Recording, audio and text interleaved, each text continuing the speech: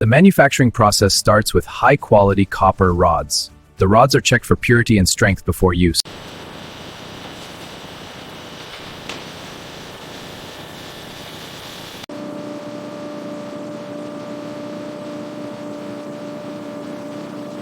The soft copper wire is passed through an extrusion machine. PVC or other insulating material is melted and coated over the wire. This insulation protects the wire from electric shock and short circuits.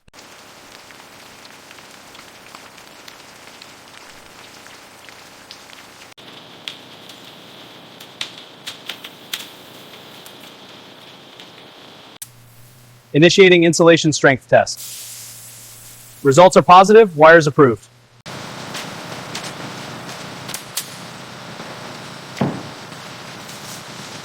Each step is important to produce a safe, strong, and high-quality wire for home and industrial use.